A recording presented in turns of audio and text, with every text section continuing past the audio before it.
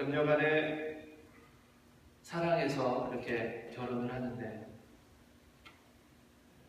살면서 극복해 나가는 것들이 있고 또 살면서 부족한 것들이 있습니다. 여러분들 살아가시면서 부부간에 극복하기 넘기 힘든 가장 큰 것이 뭐라고 생각하십니까? 성격 차이일 수도 있고 뭐 음식 차이일 수도 있고 여러 가지들이 있는데 어떤 그 남녀가요 결혼을 했는데 종교가 다른 거예요. 종교 다르니까 얼마든지 극복해 나갈 수 있을 거다 생각하지만 여러분 종교가 다른 사람끼리 사는 것이 보통 힘든 일이 아닙니다. 여자는 아주 독실한 기독교인이에요. 근데 이 남자는 독실한 불교신이죠. 처음에는 사랑하니까 그냥 이렇게 맞춰가다가 여자는 매주 교회 가자고 그러고 또 남자는 매주 절에 가자고 합니다. 시간이 지나면 지날수록 점점 이것이 큰 불화로 이렇게 발전하는 거예요. 그래서는 이 두 사람 사이에 아주 큰 종교 때문에 싸움이 일어나기 시작했습니다. 어느 날 이 부인이 너무 힘들어서 목사님을 찾아갔습니다. 그러고는 목사님에게 고민을 나눴어요. 목사님, 정말 무서워 죽겠어요. 남편이 처음에는 안 그러더니 점점 저를 협박하기 시작합니다. 계속 교회 나가면 저를 죽이겠다는 거예요. 어떻게 하면 좋겠습니까? 그러고는 상담을 요청했습니다. 그러자 목사님이 자매님, 참 힘든 일이 자매님에게 닥쳤군요. 우리 같이 기도하겠습니다. 믿음을 가지고 기도하시기 바랍니다. 분명 하나님은 당신을 지켜주실 것이고 그러니 절대로 그 믿음 흔들리지 마시고 믿음을 지키세요. 그러고는 자매님에게 이야기를 해줬어요. 시간이 지났습니다. 그리고 다음 주에 됐는데 그 부인이 다시 목사님을 찾아왔어요. 목사님, 정말 무서워 죽겠어요. 제가 아직까지는 무사한데 남편이 말을 바꿨다는 거예요. 이 목사님이 좋아하고 어떻게 뭐라고 바꿨습니까? 그랬더니 남편이 이야기를 이제는요 제가 교회 계속 나가면 내가 아니라 목사님을 죽이겠다고 그러고는 협박하는 거예요. 그랬더니 목사님이 그 말을 듣더니 자매님, 때로는 남편의 말에 순종하는 것도 시행입니다. 남편 따라서 절에 가시기 바랍니다. 그러고는 그 여인에게 이야기를 했다고 그래요. 우습게 지나칠 수 있는 이야기지만 우리는 신앙인들의 한계가 바로 이런 것이 아닌가 생각해 봅니다. 다른 사람들의 어려움, 다른 사람들의 상황, 다른 사람들의 고통 이런 이야기를 들으면요 우리 쉽게 이야기하죠. 기도하세요. 믿음을 지키세요. 분명히 이길 겁니다. 그러고는 이야기를 합니다. 근데 막상 내가 어려움을 당하면요 정말 그 일을 극복해 나가기 위해서 얼마나 힘든가 우리는 분명히 잘 알고 있습니다. 포기하고 또 지고 또 그 상황에 우리가 스스로 그래 내가 힘드니까 나는 이렇게 할 거야 그러고는 스스로 그 상황에 무너질 때가 너무도 많다는 거죠. 그런데 하나님이 정말 우리에게 원하는 신앙은 뭐냐? 다른 사람에게 이렇게 하세요라고 이야기하기보다는 그 말씀이 누구에게 적용되어야 됩니까? 나에게 적용돼서 내가 하나님의 말씀대로 그렇게 살아갈 수 있는 것, 그것을 하나님이 우리에게 원하신다는 거죠. 힘들고 어려운 사람에게 이기세요, 극복하세요, 기도하세요 이렇게 이야기하기보다는 내가 그런 상황에 닥쳤을 적에 내가 정말 그 믿음으로 신앙으로 이겨나가는 것, 그것을 하나님이 우리에게 원하고 있는다는 겁니다. 오늘 본문 속에는요 세상 속에서 명예를 얻었고 재물을 또 많이 얻었고 사회적으로도 안정된 사람, 그 사람이 거기에 안주하지 아니하고요 천국의 소망을 두고 또 영생과 그 관심이 그 많은 것을 발견하는 한 관원이 등장합니다. 그래서 이 관원이 예수님을 찾아옵니다. 그러고는 그 예수님에게 영생에 대해서 천국에 대해서 물어보는 거예요. 대부분 많은 사람들이요 세상 속에서 죽기 전이나 고통을 당하면은 천국의 뭐 이런 거에 구원에 관심을 갖지만은 그냥 사회적으로 어느 정도 성공한 위치에 있는 사람들은 남부럽지 않으니까는 전혀 어려움 없이 그냥 그렇게 살아갑니다. 그래서 편하게 잘 살 때는 그냥 하나님을 의지하지 않다가 고통 속에서, 어려움 속에서 하나님을 찾는 사람들이 많아요. 건강을 잃어버릴 때든지, 사업에 실패됐든지, 우리가 가족에 어떤 큰 위험이 있을 때 하나님이 정말 살아있다면, 하나님 정말 계시다면 살려주세요. 뭐 이런 식으로 우리가 하나님 앞에 간구하고 찾아갑니다. 그런데 오늘 본문 속에 이 사람은 그런 것 상관없이 사회적으로 안정된 부자 그리고 관원이에요. 높은 위치에 있는 사람이에요. 근데 이 사람이 참 지혜롭게 어려움 속이 아니라 하나님 앞에 모든 것들이 잘 갖춰져 있는 그때에 하나님을 찾아갔다는 거예요. 그리고 이야기를 합니다. 영생에 관심을 두고 예수님에게 질문합니다. 그런데 예수님과의 대화 도중에 이 사람의 마음이 바뀝니다. 그러고는 어떠한 결과를 맞이하는가 봤더니 오늘 본문 말씀 22절 우리 마지막 구절을 보니까 이 사람이 어떠한 결과를 맞이했는가 우리 한번 22절을 같이 한번 읽겠습니다. 시작. 그 사람은 재물이 많은 거로 이 말씀을 인하여 슬픈 기색을 띠고 근심하며 가니라. 그러니까 예수님께 찾아왔는데 예수님을 만난 게 아니라 예수님의 슬픈 기색을 띠고 예수님을 떠났다는 거예요. 하나님 앞에 나왔지만 이 사람은 결국 어떤 이유에서인지 예수님을 떠나갑니다. 오늘 우리는 이 말씀을 들으면서요, 이와 같은 반원이 되지 않기 위해서 우리가 이 말씀 가운데에 정말 무엇이 예수님을 만나게 하는 것이며 어떤 것이 이 부자 반원을 예수님으로부터 떠나게 하였는가 우리가 말씀으로 은혜 받기를 원합니다. 먼저 우리가 이 말씀 속에서 기억해야 될 것은 이 사람이 돈 많은 부자였기 때문에 예수님을 떠났다 그렇게 생각해서는 안 된다는 거예요. 그가 예수님을 진짜 떠난 이유는 뭐냐? 착각 그리고 오해로 인한 결과였습니다. 여러분, 착각과 오해가 이 부자 반원이 예수님을 떠나게 만든 이유였다는 거예요. 지금 그 LA 다저스에 한국인 투수가 누군지 아시죠? 뚱땡이 누굽니까? 류현진. 예. 근데 이 사람이 LA 다저스에 어떤 뿌리를 내리기 전에 이곳에 자리를 잡고 많은 사람들에게 야구에 대해서 관심을 가지게 한 사람이 있습니다. 누굽니까? 박찬호 선수. 예. 박찬호 선수 아마 다 잘 알고 있을 텐데요. 근데 이 박찬호 선수 때문에 어떤 부부가 심하게 다툼이 일어났어요. 왜 그랬나 봤더니 이 부인이요, 신문 기사를 딱 보고 나서는 어머 몰랐는데 박찬호 선수 엄마가 일본 사람이네. 그러고는 이야기를 한 거예요. 여러분, 박찬호 선수 엄마가 일본 사람입니까? 아니죠. 왜 남편이 이 사람이 알지도 못하면서 그런 얘기를 한다고?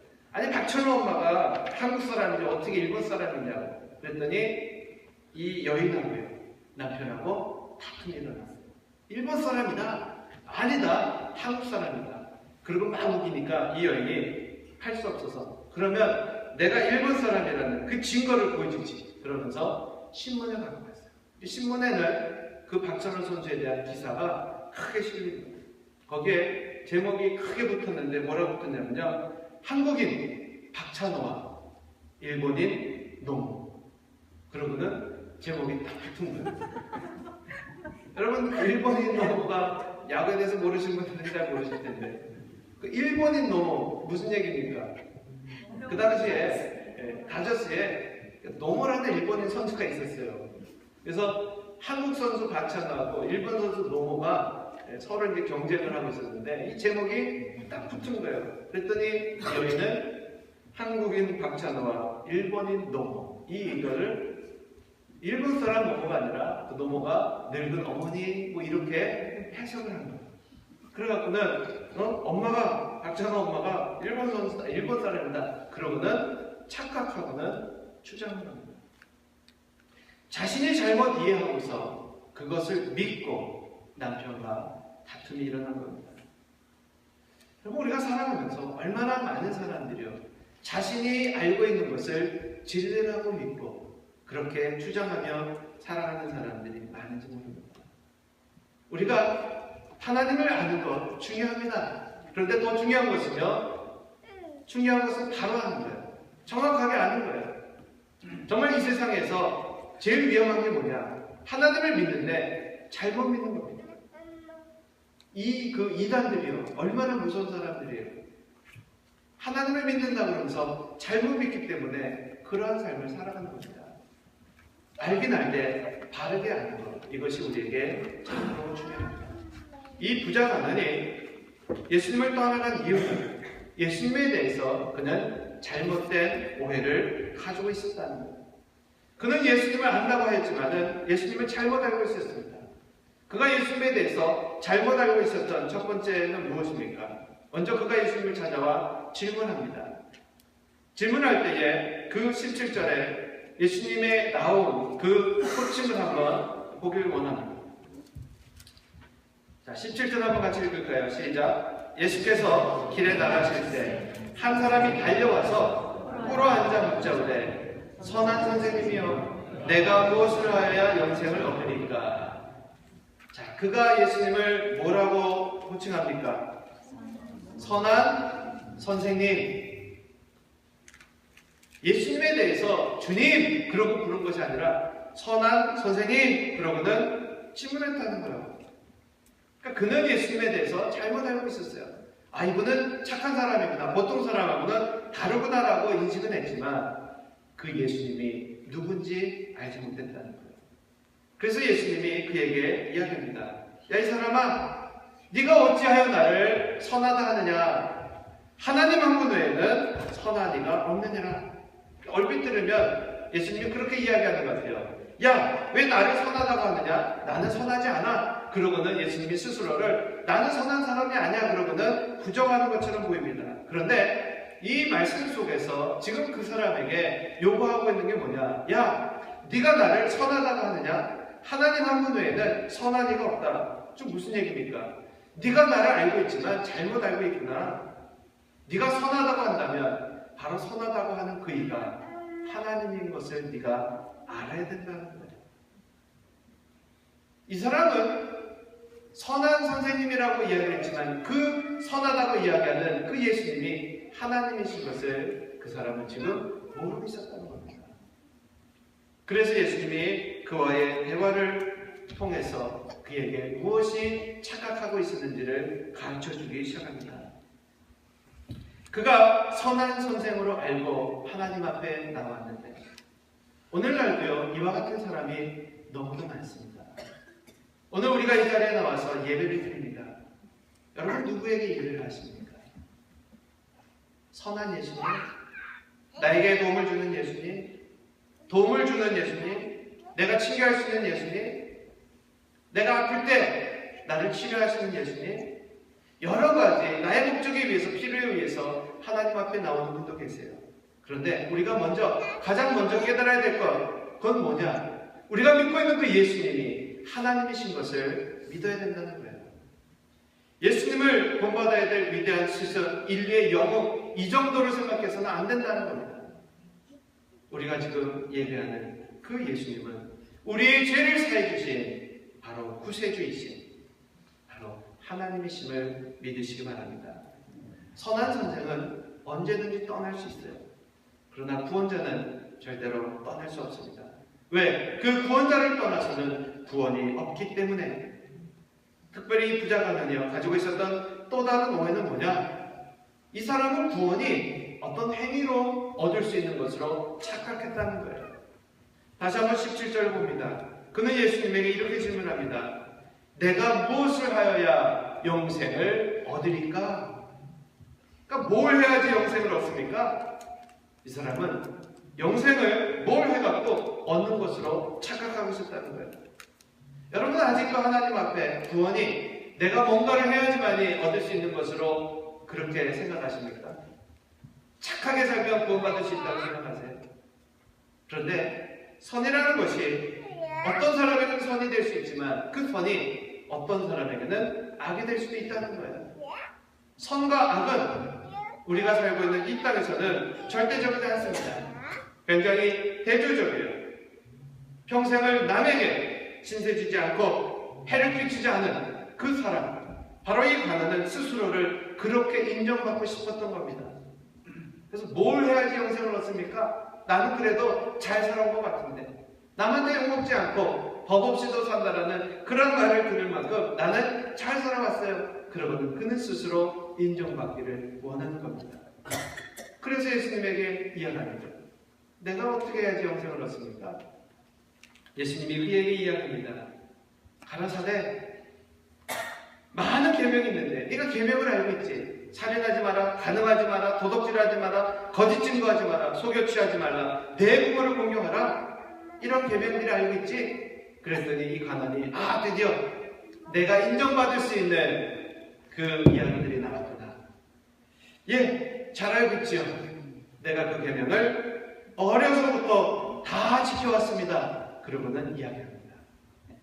그 어려서부터 이 계명들을 잘 지켜왔다는 거예요. 지금 그 사람은 무엇을 자랑하고 있습니까? 자기의 삶에 도덕적으로 남들보다 뛰어나다고 인정받고 싶은 거예요.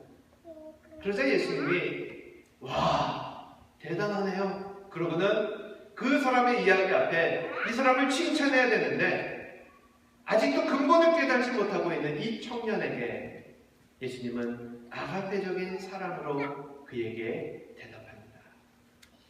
이 구절이 굉장히 21절의 구절을 보면 이 구절이 상당히 우리에게 참 도전적인 그런 단어로 등장합니다. 예수께서 그를 보시고 사랑하사, 무슨 얘기입니까? 엉뚱한 대답을 하고 있는 그 부자 가난을 보면서 연민의 정을 느꼈다는 거예요. 그를 사랑하는 아가페적인 사랑을 가지고 정말 그 사람, 그를 구원하고 싶은 그 사람으로 이 관원에게 이야기하고 있는 겁니다. 야, 아직도 너는 스스로를 선하다고 생각하느냐? 정말 사람이 선할 수 있다고 생각하느냐? 네가 지금까지 베푼 그 선이 너를 구원할 수 있다고 너는 믿고 있느냐? 그러면서 예수님은 그에게 한 가지 부족한 것이 있으니 그 사람이 깨닫지 못하는, 그 사람 내면 속에 있는 하나님을 만나기 위해서 그가 아직도 버리지 못한 그것을 예수님이 끄집어냅니다.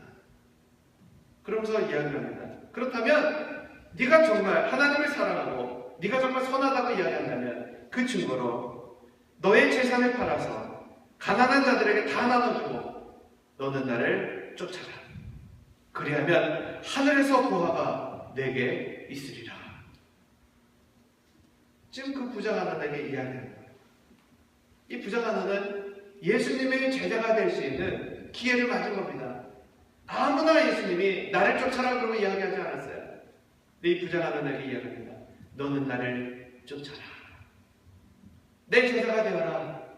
그 특권을, 하늘의 보화를 너에게 줄 수 있는 그 기회를 지금 이 부자 가난에게 주고 있는 겁니다.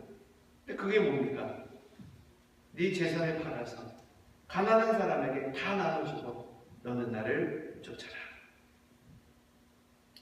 그랬더니요, 이 사람이 재물이 많은 도로 이 말씀을 인하여 슬픈 기색을 띠고 근심하며 가니라. 이 사람은 하나님 앞에 자신이 그래도 괜찮은 사람으로 알고 지금까지 살아왔는데 물질을 팔아서 가난한 사람에게 주라고 하니까 못하겠는 거예요. 왜? 아니 내가 어떻게 모은 재산인데 이것이 나에게 얼마나 큰 위안을 주고 이 재산이 얼마나 나에게 큰 행복을 가져다 줬는데 이거를 포기하다니. 결국 그 간원은요, 물질 때문에 하나님을 만날 수 있는 기회를 잊어버리고 간 겁니다. 이 말씀은 재물에 대한 이야기가 아닙니다. 이 말씀은 하나님을 만나는 데 있어서 방해되는 것들, 아직도 내가 하나님 앞에 나가는 데 있어서 포기하지 못하는 바로 그것을 이야기하고 있어요. 여러분, 하나님 앞에 나올 때 하나님을 만나는 데 있어서 아직도 방해받는 것이 있습니까? 내가 포기하지 못하는 것이 있습니까? 그렇다면 그것을 이 시간 하나님이 우리에게 버리기를 요구하고 있는 겁니다. 그 중에 가장 큰 것이 뭡니까? 바로 우리가 스스로 죄인됨을 발견하지 못한다는 거예요. 우리가 하나님 앞에 내가 죄인이구나라는 것을 깨닫지 못하면 많은 것을 필요로 하지 않는다는 거예요. 우리가 왜 하나님 앞에 죄인입니까? 무엇이 죄인지 깨닫지 못하기 때문에 죄를 우리가 인정하지 않는 거예요. 하나님 앞에서는 많은 계명이 필요 없습니다. 성경은 뭐라고 이야기하는가? 살인한 자나 거짓말한 자나 모두 사형에 해당된다고 이야기합니다. 우리는 살인하지 않았으면 그래도 괜찮게 살았다고 이야기하는데 하나님은 거짓말한 자도 사형에 해당된다고 이야기하세요. 여러분 거짓말하셨습니까? 그렇다면 우리는 하나님의 그 계명에 의해서 사형에 해당된다는 것, 얼마나 무서운 이야기입니까? 그런데 사람들은요, 자신의 죄는 관대합니다. 그리고 남의 죄에 대해서는 아주 큰 무거운 그 잣대를 거기다 갖다가 씹어줍니다. 저는 아직 교도소에 다녀오지 않아서 잘 모르겠는데 교도소에 가면은 싸운대요. 자기들끼리. 뭘 갖고 싸우는 거 봤더니 도둑질하는 사람은 야 나는 도둑질을 하면 먼저 강도질은 안 해. 사람한테 해는 안 끼친다는 거예요. 그러고는 사람한테 해 끼친 사람은 뭐라 그러는데. 그리고 또 어떤 그 강간범은요. 야 나는 그래도 성인들한테는 내가 해를 끼치지 못하지만 어린 아이들은 안 건드려. 그러고는 그 성추행범을 뭐라 그러는 거예요. 자기들끼리도요 비교한다는 거예요. 어떤 죄가 더 크냐, 어떤 죄가 더 작으냐. 이 부자 관원 모든 것을 다 할 수 있을 거로 스스로 생각했는데 너에게 채물이 많으니 이것을 다 팔아서 가난한 사람들에게 나누잖아. 이 말씀 앞에는 그가 순종할 수 없었던 겁니다. 정말 이 말씀 앞에 이 부자만은요, 그 예수님의 말씀에 순종했다면 그는 하늘의 보화를 또 이 땅에서 예수님의 제자로서의 엄청난 큰 복을 누릴 수 있었을 텐데 그는 재물이 많음으로 포기하지 못하고 돌아갑니다. 우리 인생에서 우선순위는 대단히 중요합니다. 사람들이 불행을 겪는 이유는요, 삶의 우선순위를 모르기 때문에 그렇습니다. 이 청년은 영생에 관심을 보였습니다. 자신이 사회적으로 많은 것을 얻었지만 거기에 만족하지 아니하고 영생에 관심을 가지고 나옵니다. 근데 그 내면 속에는요, 여전히 영생에 관심을 보였지만 이 땅에서 자신의 우선순위가 물질에 있었음을 그는 깨닫지 못한 거예요. 예수님의 그의 마음의 내면 속에 있는 것을 끄집어내니까 여전히 세상의 재물에 욕심이 많은 자신을 발견하고 돌아갑니다. 재물에 대한 탐심, 욕심이 아직도 그를 하나님을 만나는데 그 우선순위를 밀려나게 만든 겁니다. 어떤 부모님이 자녀에게 교육을 시키면서 500원짜리 동전 2개를 줬습니다. 하나는 오늘 교회 가서 헌금하고 하나는 네 용돈으로 써라. 그러고는 줬어요. 이 아이가 너무 좋아서 막 가지고 장난치고 교회를 가다가 하나가 떨어졌어요. 그러고는 뚜루룩 굴러가고는 하수구에 빠진 거예요. 이 아이가 뭐라 그러는지 아십니까? 아이고야 어떡하지? 하나님께 드릴 헌금이 빠졌네. 동전 2개가 하나는 헌금이고 하나는 자기 건데 하나를 잃어버리니까 하나님께 드릴 헌금이 빠졌다고 해요. 어린아이들도요, 자기의 것을 포기하지 못하는 그러한 욕심이 탐심이 있다는 거예요. 엊그저께 저희 큰아이하고 대화를 하다가 이 아이가 지금 아르바이트를 하거든요. 밤에 나가서 식당에서 일하는데 돈을 벌어. 너 11조 꼬박꼬박 잘하고 있지? 그랬더니 잘합니다. 자신이 그 월드 비전인가 뭔가 그걸 통해서 한 아이를 어답했다는 거예요. 그리고 한 달에 40불씩 그 아이를 후원해주고 있대요. 그리고 그 아이는 편지도 받고 자신이 하나님의 사람으로 좋은 일을 하고 있다는 거예요. 너 11조 잘하고 있니? 그랬더니 그 아이를 내가 도와주고 있으니까 안 해도 된다는 거예요. 무슨 얘기야 그랬더니 어차피 하나님께 드릴 건데 하나님을 위해서 지금 쓰고 있다는 거예요. 잘못됐다. 그건 저하고 아내하고 이 아이를 놓고 아주 그냥 30분 정도 훈계를 했습니다. 결론은 이랬어요. 너 왜 하나님 거 가지고 네가 생생했냐? 하나님은 어떻게 쓰시든지 하나님 앞에 드려야 될 것을 왜 네가 네 멋대로 생생내냐? 정말 네가 그 어린아이들을 돕고 싶으면 너의 것에서 도와라. 하나님께 드릴 거야. 너가 함부로 손대지 마라. 그러고는 이야기했습니다. 지금 이 아이에게 있어서 잘못된 물질관이 결국 이 아이가 커서는요 더 큰 위험한 일들을 행할 수 있다고 생각하니까 기특하다 그러고 칭찬해 줄 수도 있었는데 그 아이를 책망했어요. 오늘날 우리의 삶 속에서도요 하나님이 가장 미워하는 것, 가장 싫어하는 것은 뭔지 아십니까?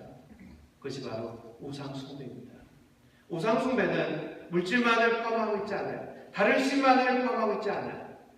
하나님보다 더욱 사랑하는 것이 우상입니다. 그것이 물질이 됐든지 자녀가 됐든지 어떤 명예가 됐든지 사람들에게 인정받고 싶은 것이든지 하나님보다 더욱 사랑하는 것이 우상이라는 거예요. 집에 불이 났습니다. 지금 탈출하지 않으면 살 수가 없어요. 근데 어떤 사람이 집에서 재물을 막 챙기다가 결국 불에 타 죽었습니다. 여러분 이런 이야기를 들으면 어떠한 마음이 듭니까? 참 미련하다. 그 물질 때문에 그거 포기 못해서 불에 그거 죽냐? 그러고 아마 이야기하지 않겠습니까? 지금 우리의 삶 속에 불이 났다라고 한번 가정해 보시기 바랍니다. 지금 당장 죽지 않다 할지라도 내가 포기하지 않은 그것 때문에 내가 불에 타 죽을 수 있다면 여러분 그것에 여전히 미련을 두시겠습니까? 아니면 그 자리를 박차고 도망쳐서 그 불속으로부터 우리가 안전한 곳으로 대피하시겠습니까? 바로 이 삶의 우선순위는 바로 이것을 이야기합니다. 하나님을 만나는 데 있어서 우리가 하나님 앞에 나아가는 데 있어서 아직도 포기하지 못하는 것, 그것이 무엇입니까? 주님께 나오는데 방해되는 것이 무엇입니까? 내가 생명처럼 귀하게 여기고 있는, 내가 포기하지 못하는 그것은 무엇입니까? 이 부자 하나는 아직도 세상의 그 재물에 그 탐심을 버리지 못했기 때문에 하나님을 만나는 데 실패하였습니다. 오늘 하나님 앞에 나와 우리가 하나님 앞에 온전히 예배드리기 위해서 내가 아직도 포기하지 못하는, 내가 아직도 버리지 못하는 것이 있다면 오늘 이 시간 말씀을 듣고 하나님 앞에 다 내려놓기를 원합니다. 그것은 우리의 자존심일 수도 있고요, 우리의 무지함일 수도 있고요, 또 우리가 가지고 있는 재물일 수도 있고요, 명예일 수도 있고요, 건강일 수도 있고요, 자녀일 수도 있고요. 하나님보다 더 귀하게 여기는 바로 그것이 우리의 삶의 우상임을 분명히 깨달으시고 바라기는 영생보다 하나님의 것보다 더 귀한 것은 없다라는 그 진리 앞에 삶의 우선순위를 하나님 앞에, 주님 앞에, 주님을 만나는 그 일에 두시기를 주님의 이름으로 축원합니다. 기도하시겠습니다.